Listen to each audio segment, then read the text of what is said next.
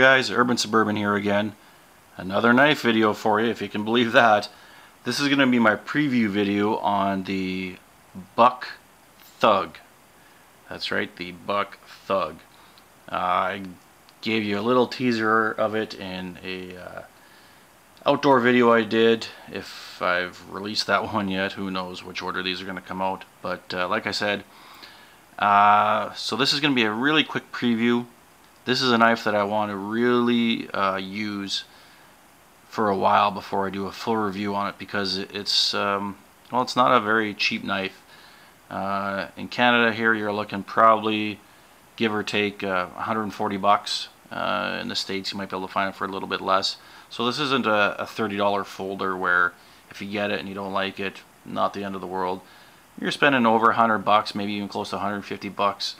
You probably want to be sure that it's something that you want, or at least not have been told that it's a really good knife and then you buy it and find out it's not. So one of the reasons I actually got this one is there's not a whole lot of reviews on YouTube that I could find about this knife, especially recent ones. It seems to be overshadowed by its big and little brothers, the Punk and the Hoodlum. Now, as I mentioned in my other video where I first talked about this knife, I found out that Cabela's Canada had this on sale along with the Punk and Hoodlum. This week being, right now, it is the Saturday of the Thanksgiving weekend, American Thanksgiving, so the day after Black Friday. And on, I'm going to say Wednesday or Thursday of this week, I happened to see online that Cabela's Canada had all three of these on sale. And I'd been looking at the Punk pretty hard for probably the last 6 months, and I kind of figured that was going to be the next fixed blade that I picked up. When I saw it was on sale, I kind of told the guys in the office that I was running out to grab a coffee, and I ran right to Cabela's, to their knife counter, and talked to the guy there. And so I grabbed a Punk and I grabbed a Thug, and I played with them for about 30 seconds each, and I ran out of there with the Thug. Basically, once I had both in my hand, there was no question about which I was going to get. The Punk, while like I said, that was kind of my first, or I thought that was my first choice. That's kind of what I thought I was going to go in there and get. Once I got that in hand, I just didn't like the feel of it. Not that it couldn't be modified. The issue to me was the edge of the micarta scales was really, really sharp, like on both sides, top and bottom, on both scales. And to make that worse, it was really thin, the handle. So it wasn't hand feeling, and it was really sharp. It was not comfortable for me at all. And of course, the guy there said he was a big fan of the Punk, and he said, I mean, it's an easy fix. You can easily, of course, sand micarta down to round out the edges, and I agree with that 100%. Or he was even talking about taking them off and making your own burly maple handle scales. And I'm like, whoa, whoa, whoa, whoa. At this point, that's a little beyond me. Maybe something one day I'd like to do, but that's not interesting to me at all at this point. Maybe paying someone to do that, yeah, okay. There's some guys out there doing amazing handle scales right now. But I want to get a knife that was at least comfortable to use right out of the box, and to me it just wasn't. And this, I put in my hand, and it was like, it was made for my hand. It was perfect.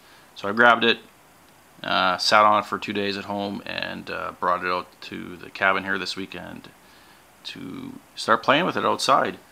So anyways, like I said, you guys, this is just a quick preview, so I'm going to give you guys a look at it as it is now. This is how it comes out of the box, because there are some things, of course, that I'm going to change basically right after this video.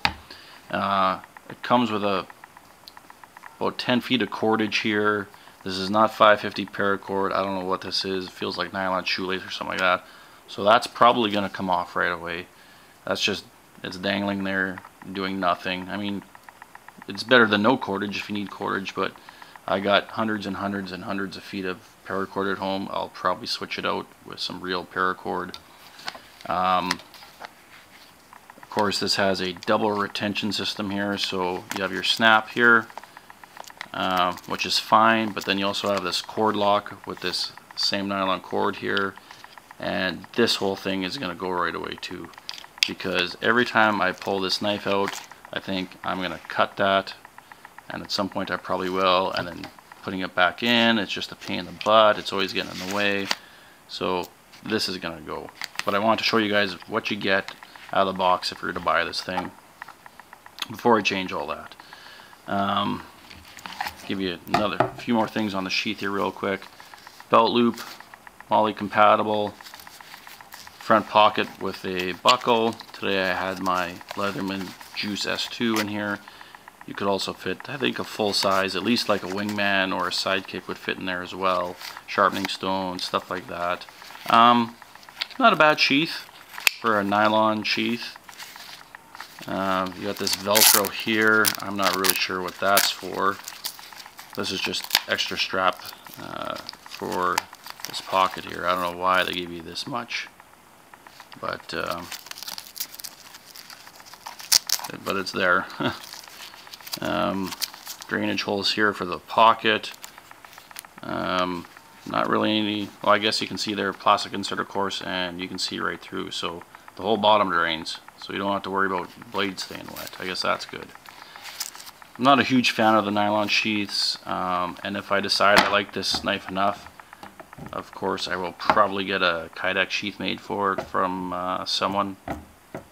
I'll contact a couple of these sellers at Kydex, people that I've dealt with, and see what I can get for this if I decide I like it. And I can tell you right now, I think I'm gonna, like I said, it just fit my hand perfectly. You got this finger guard here, this one, I don't even know what you call these things.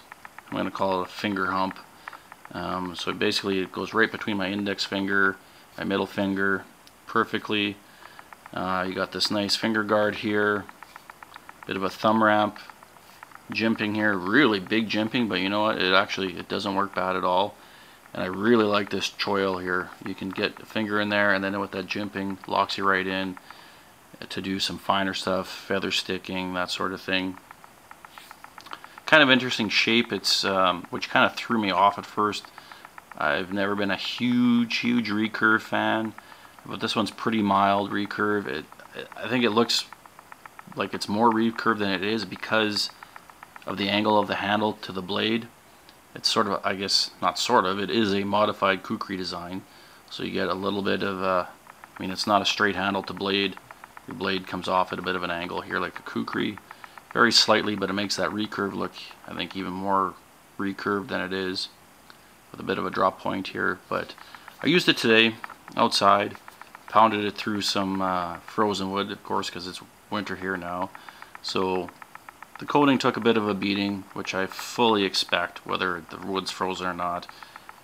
These coatings come off. It doesn't matter who makes the knife, this stuff is going to come off.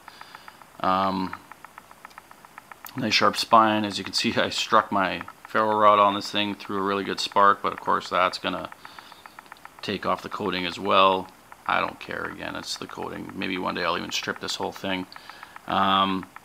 But the edge held up perfectly, no chips or rolls in the edge here. Putting it through some frozen wood, so that's good. I delimbed some trees a little bit too. I used it for about an hour today, I guess, and it worked really well. Very comfortable. Didn't want to slip out of my hand or anything like that. At one point, sometime, I'll put a lanyard on here just for fun.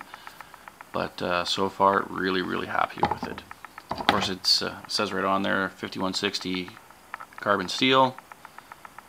And I don't know, for a preview, guys, I think that's about all I'm going to give you. I like it. It's a nice mid-size outdoors blade.